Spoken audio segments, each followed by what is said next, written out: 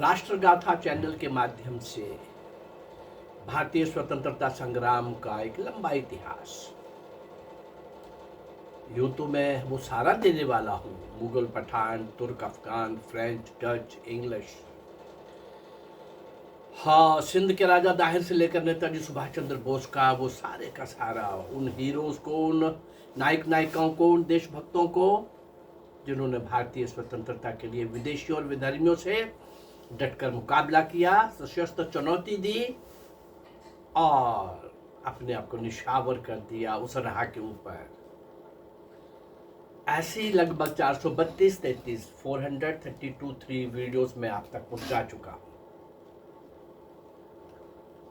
अभी जो मैंने कार्यकाल, जो कालखंड है जो मैंने अभी लिया है क्रांतिकारियों का, वो है 190 वर्ष का, 1757 से 1947 तक का। इसकी भी 432 वीडियोस दे चुका हूँ, शायद आज 33 वाली है। और ये लगभग मुझे लगता है कि 1500-2000 तक ये वीडियोस बनेंगी। लेकिन मैं किनका बना रहा हूँ? जो अज्ञात हैं, शौर्य और वीरता के शिखर पर बैठे उन महावीरों को, नायक और नायिकाओं को, भारत माँ के सुपुत्र और सुपुत्रियों को कहीं भी इतिहास में दिखाया नहीं गया, पढ़ाया नहीं गया। और जो बताया गया वो बहुत बड़ा मजाक था, अनर्थ था, पाप था कि आज़ादी किन्होंने लेके दी। एक पार्टी का नाम ले लिया गया और गांधी और नेहरू का नाम दे दिया गया। चलिए, इन पर तो हम बाद में बात करेंगे, लेकिन आज उन अज्ञात नायक नायिकाओं की पंक्ति में, श्रृंखला में मैं आपके सामने ला रहा हूं अजय कुमार घोष, श्री अजय कुमार घोष। उसकी आयु उस समय लगभग 16 वर्ष की ही रही होगी। इसके पहले भी मैंने कुछ दिन पहले, अभी टूर में होने के कारण, प्रवास में होने के कारण, देश के लिए ही आज की चुनौतियों का मुकाबला करने के लिए कुछ विषय लेकर के मैं देश भर में प्रवास कर रहा हूँ। प्रवास में थोड़ा सा मेरे लिए ये बनाना, वीडियो तैयार करना कठिन हो जाता है। पर जैसे मैं घर आता हूँ या जहाँ पॉसिबल है वहाँ मैं उस अज्ञात महारथी को, वीर वीरांगनाओं को मैं आपके सामने ले आता हूँ। 16 वर्ष की आयु रही होगी अजय कुमार घोष की। हाँ, अपने सुडौल शरीर के कारण वे अधिक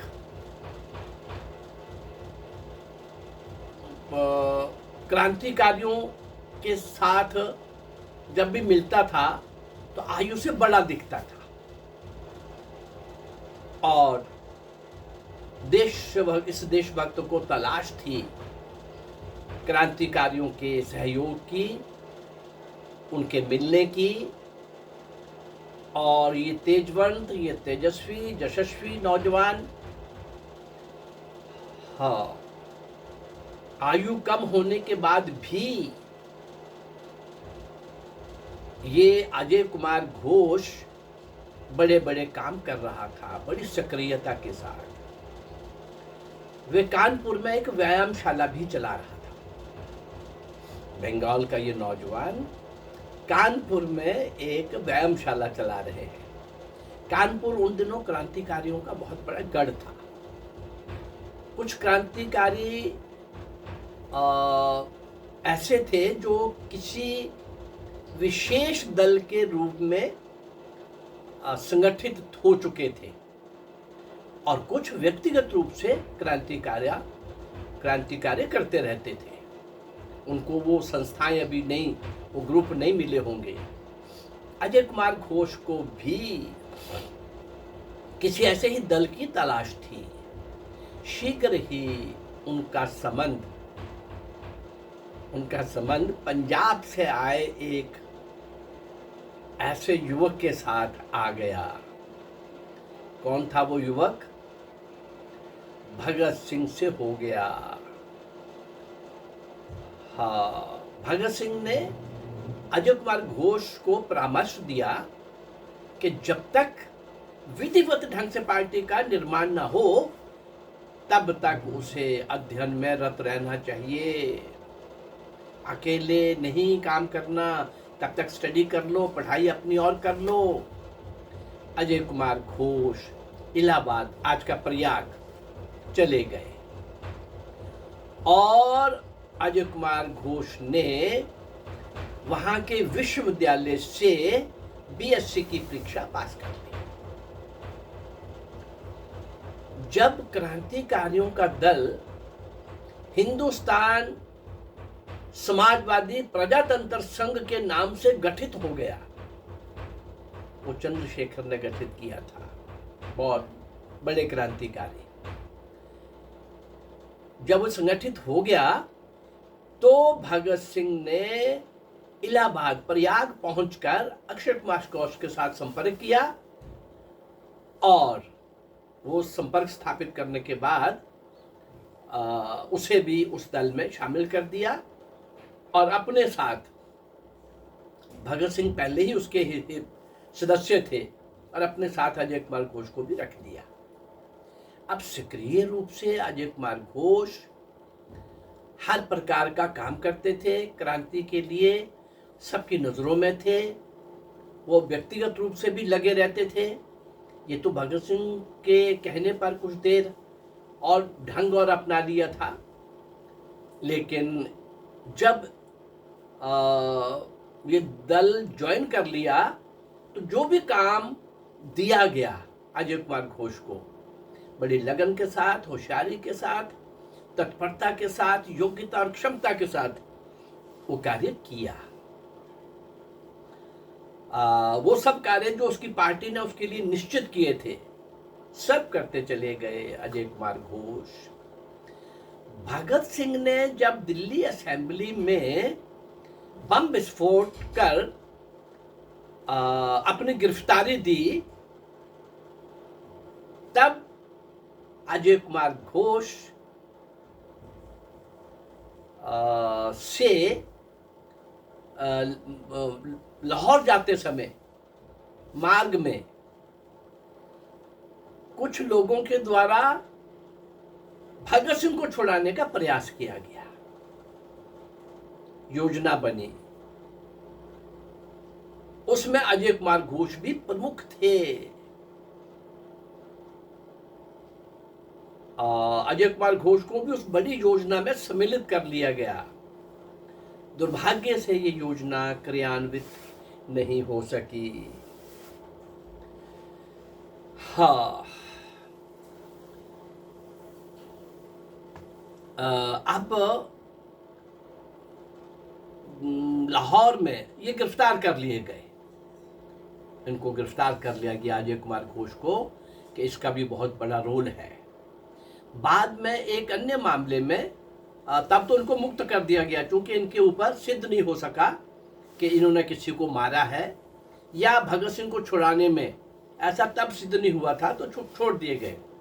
जल्दी ही बहाना बनाकर उनको फांस कर किसी अन्य मामले में अजय कुमार घोष को फिर से जेल में डाल दिया गया और बड़ी सजा का दौर आरंभ हो गया।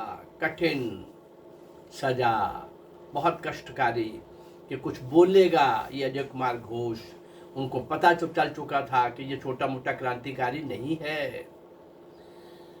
हाँ, सन 1933 में जेल से फिर इनको मुक्त कर दिया गया, पर इस बार मुक्त करने के लिए इनके ऊपर तो कई तरह के प्रेशर डाले गए, लेकिन एक षड्यंत्र के अंतर्गत इनको मुक्त किया गया कि आप जाओ, आपका कुछ भी, भाई हमारे पास आरोप नहीं सिद्ध हो रहा।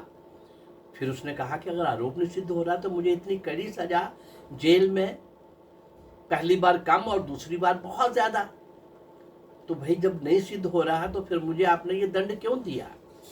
पर उनको कौन पूछ सकता था। 1933 में जेल से मुक्त होने के बाद अजय कुमार घोष ने क्रांति संबंधी राष्ट्रीय अंतर्राष्ट्रीय साहित्य का गहन अध्ययन किया, विश्व में हुई कई क्रांतियों का विस्तार से अध्ययन किया। अजय कुमार घोष का जन्म 20 फरवरी 1909 1909 बंगाल के मिली गांव में हुआ था और उनके पिता अजय कुमार घोष के डॉक्टर शाचेंद्र नाथ घोष भी बहुत प्रगतिशील विचारों के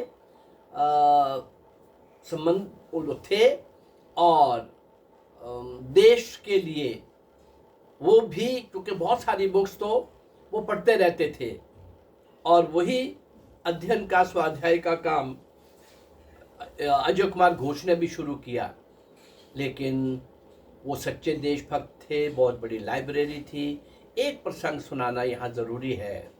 जब अजय कुमार घोष, एक ही बेटा था, क्रांतिकारी के लिए चल पड़े थे, पूछा नहीं था, आज्ञा नहीं ली थी, लेकिन पता चल गया था पिता को कि अजय कुमार घोष मेरा बेटा क्रांतिकारी गतिविधियों में बहुत सक्रिय हो चुका है।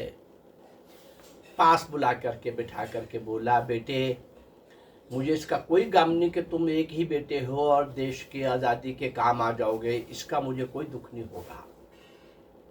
लेकिन तुम ज्वाइन करने के बाद क्रांतिकारी दल को और क्रांतिकारी गतिविधियों में शामिल होने के बाद, सम्मिलित होने के बाद अगर पीठ दिखा के आओगे तो मुझे कष्ट होगा। फिर मेरे पास मत आना, जहां भी तुम्हारी इच्छा हो वहां चले जाना। पहले तो यह है कि इस मार्ग पर, कंटका के मार्ग पर तुम्हें वो आने के काबिल रहने ही नहीं देंगे, या फांसी होगी या लंबी जेल होगी या काला पानी होगा। ये उनके पिता यानी कितना कुछ जानते थे, क्या हो सकता है, वो भी सच्चे देशभक्त थे। अजय कुमार घोष तो जो थे वो थे ही, डॉक्टर शचीन्द्र नाथ घोष इनके पिता प्रगतिशील विचारों के बहुत ही स्वाध्यायी व्यक्ति थे, सच्चे देशभक्त थे। अजय कुमार घोष का ये अल्पकाल का जीवन, हाँ, जब इन्होंने स्वाध्याय शुरू किया 2 बार जेल से होने के बाद, आखिर तक विश्व के साहित्य को पढ़ना शुरू किया, विश्व में हुई क्रांतियों का अध्ययन करना शुरू किया, तो उस समय उसी बीच में एक लंबा काल है, क्रांतिकारियों का सहयोग करते, जैसा भी सहयोग इनको करना पड़ता वो करते। और इसी बीच में 47 आ गया, देश स्वतंत्र हो गया। अब इनको फांसी नहीं लगी तो ये क्या, देश की आज़ादी के लिए इन्होंने कुछ नहीं किया भाई। जो 4 दिन सत्याग्रह गए वो देश की स्वतंत्रता के वो बन रहे हैं कि हमने लेके दी है। और जिन्होंने 16 साल की आयु से शुरू करके 1909 में और फिर 47 तक लगातार पूरा जीवन क्रांतिकारी गतिविधियों में सक्रिय भाग लिया, ऐसे श्री अजय कुमार घोष उन्हीं क्रांतिकारियों की श्रृंखला में जुड़ जाते हैं जो मैं प्रयास कर रहा हूँ। ये सब अज्ञात है, इनको कोई नहीं जानता। हाँ, इनको श्रद्धा सुमन भेंट करने के लिए और इनके लिए जो हमारे मन में मान सम्मान होना चाहिए, स्मरण होना चाहिए, आज की पीढ़ी को समझना चाहिए कि देश स्वतंत्र कराने में जिन लोगों ने अपना सर्वस्व निछावर किया उनके बारे में पता होना चाहिए। उन श्रद्धा केंद्रों को, पुरखों को, बुजुर्गों को, पूर्वजों को, क्रांतिवीरों को, भारत माँ के सपूत पुत्रियों को, क्रांतिवीरों को, नायक और नायिकाओं को भूलते हैं तो ये पाप होगा और हम कृतघ्न कहलाएंगे और देश, ऐसा समाज बहुत लंबे समय तक जीवित नहीं रहता जो अपने श्रद्धा केंद्रों को, त्यागी तपस्वियों को भूल जाता है। आज अजय कुमार घोष के संबंध में मैंने आपके सामने आने का प्रयास किया है।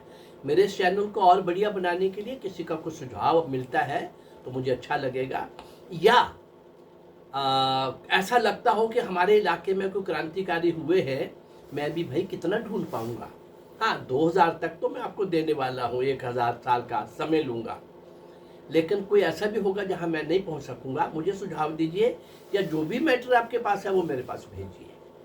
मेरा ये प्रयास अगर आपको अच्छा लग रहा है तो मेरे चैनल को लाइक करिए, सब्सक्राइब करिए और इसको शेयर करिए। नमस्कार, जय भारत, धन्यवाद।